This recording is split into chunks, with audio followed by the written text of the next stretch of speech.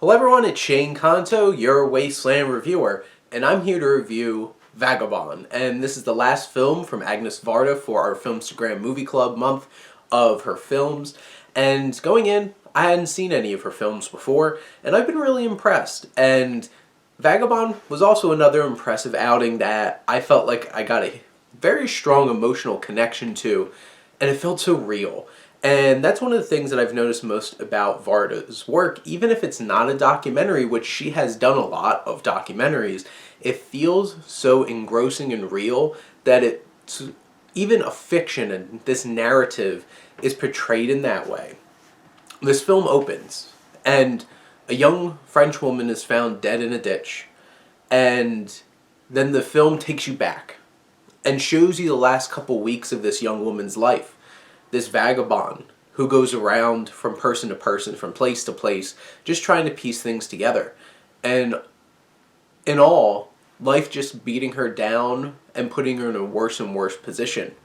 And it's heartbreaking watching this film from where it does actually start, which is the end, and then going back and having to watch how did this bright and energetic and intelligent and aspirational young woman get to that point where she's just there, dead in a ditch.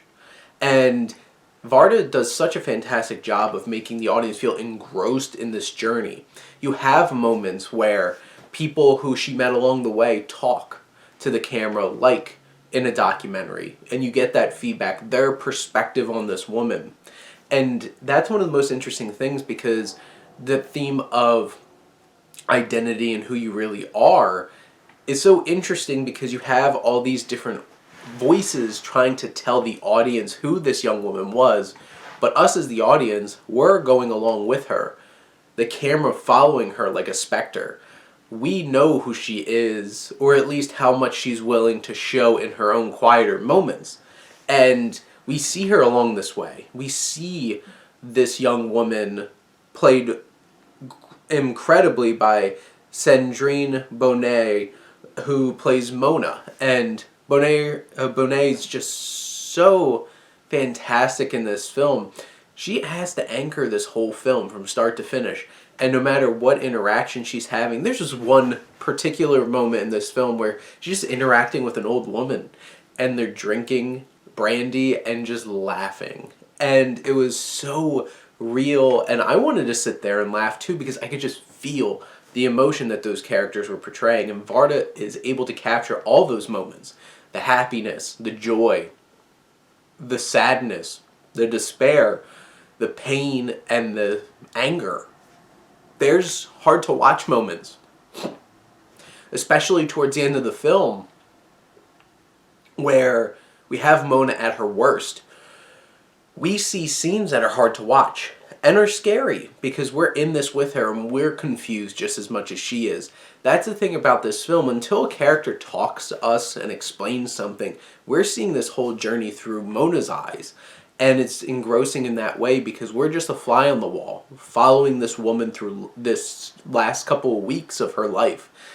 Whether it's her staying at these different places and seeing the little details of the living spaces. And what Varda's able to do is use that camera to really capture the place, the time of each of these different instances.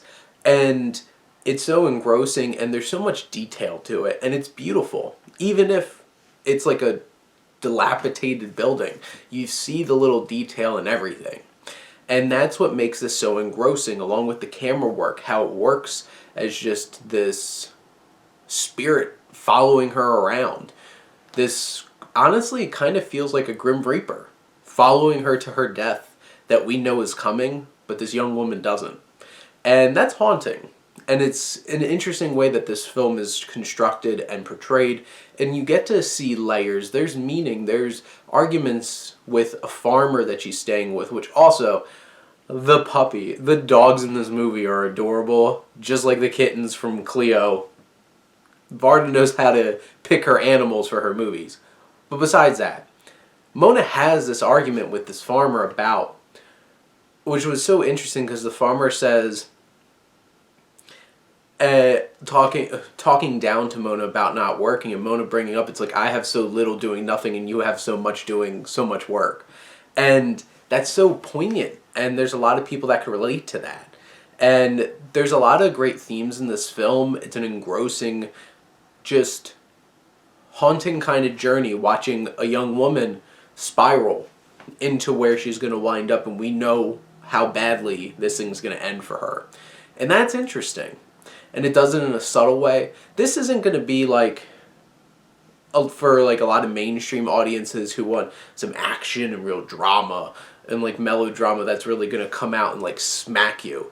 This is subtle and takes its time and really allows you to be engrossed in this journey. And I enjoyed every second of it, being on this journey with Mona.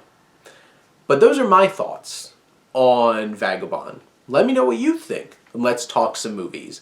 But thank you as always for tuning in and supporting your Wasteland reviewer.